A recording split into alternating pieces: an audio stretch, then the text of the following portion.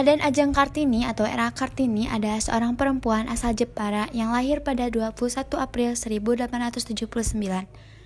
Kartini merupakan keturunan bangsawan, oleh karena itu gelar Raden Ajeng disematkan kepadanya. Kartini merupakan putri dari Raden Mas Adipati Aryo Sosroningrat dan M.A. Ngasirah. Ayah Kartini adalah Bupati Jawa pada saat itu.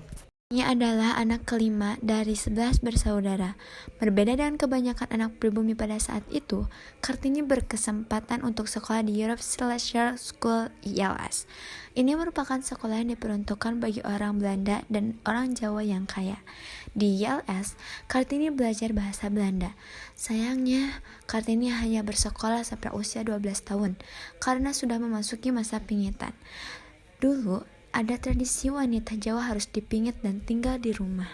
Meskipun berada di rumah, Kartini aktif dalam melakukan korespondensi atau surat menyurat dengan temannya yang berada di Belanda. Sebab ia juga fasih dalam berbahasa Belanda. Dari sinilah Kartini mulai tertarik dengan pola pikir perempuan Eropa. Hingga kemudian ia mulai berpikir untuk berusaha memajukan perempuan pribumi. Di usianya yang ke-20, Kartini banyak membaca surat kabar atau majalah-majalah kebudayaan Eropa yang menjadi langganannya yang berbahasa Belanda. Adapun buku-buku yang menjadi bacaannya adalah buku karya Louis Couperus yang berjudul De Stille Kaart, karya Van Eyden, Augusta de Wit, serta berbagai roman-roman beraliran feminis yang semuanya berbahasa Belanda. Selain itu, Kartini juga menaruh perhatian pada masalah sosial, di mana menurutnya wanita perlu memperoleh persamaan kebebasan, otonomi, serta kesetaraan hukum. Pikiran-pikiran dan keluhan atas kondisi wanita pribumi ini disampaikan kepada teman wanita Belandanya, yakni Rosa Abendanon dan Stella Zihanderar. Kedua temannya tersebut juga mendukung pemikiran-pemikiran yang diungkapkan Kartini. Pertengahan Juli 1903, datang utusan Bupati Rembang Raden Adipati Djoko Adiningrat membawa surat lamaran untuk Kartini. Bupati Sosroningrat sangat bahagia menerima surat lamaran tersebut karena ada bangsawan dan kedudukan tinggi melamar Kartini.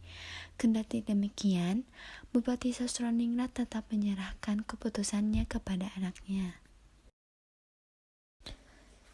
Kartini mohon izin kepada ayahnya diberikan waktu 3 hari untuk memikirkan jawaban dari surat lamaran tersebut. Kartini lantas mulai berpikir menghitung keuntungan dan kerugian jika menerima atau menolak. Jika menerima, ia pun memutuskan menerima lamaran Raden Adipati Djoko Adiningrat dengan sejumlah syarat. Adapun syarat tersebut yakni 1. Bupati Rembang menyetujui dan mendukung gagasan-gagasan dan cita-cita Kartini. 2. Kartini diizinkan membuka sekolah dan mengajar putra-putri bangsawan di Rembang. Syarat tersebut pun disetujui. Pernikahan Kartini semula direncanakan pada 12 November 1903, namun atas permintaan Bupati Rembang dimajukan menjadi 8 November 1903. Pernikahan tersebut dilaksanakan dengan mencerminkan pemikiran kesetaraan dari Kartini. Pasalnya, dalam prosesi pernikahannya tidak disertai upacara mencium kaki mempelai laki-laki oleh mempelai perempuan sesuai dengan permintaan Kartini. 3 hari setelah pernikahan, Kartini pindah ke Rembang. Ia menjalani aktivitas sebagai istri dan menjalankan sebuah sekolah wanita yang didirikannya. Namun, kondisi fisik Kartini mulai menurun saat mengandung anak pertamanya. Tanggal 7 September 1903, Kartini sempat menulis surat kepada Nyonya Abendanon yang sudah mengirimkan hadiah untuk bayinya nanti. Tanggal 13 September 1903, Kartini melahirkan seorang anak laki-laki bernama Sosalit Djoko. Setelah melahirkan, kondisi Kartini nampak sehat dan berseri-seri. Karena itu, dokter yang membantu perjalanan kembali ke kotanya.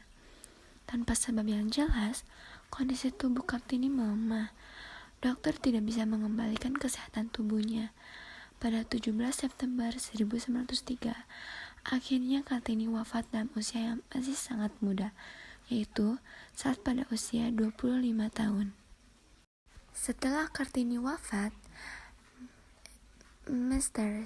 J.H. Abendanon mengumpulkan dan membukukan surat-surat yang pernah dikirimkan Raden Ajeng Kartini pada teman-temannya di Eropa. Abendanon saat itu menjabat sebagai Menteri Kebudayaan, Agama, dan Kerajinan Hindia Belanda. Buku itu diberi judul Door Dwersen to Licht, yang arti harfiahnya dari kegelapan menuju cahaya. Buku kumpulan surat Kartini ini pertama kali diterbitkan pada 1911, kemudian dicetak sebanyak 5 kali, dan pada catatan terakhir terdapat tambahan surat Kartini.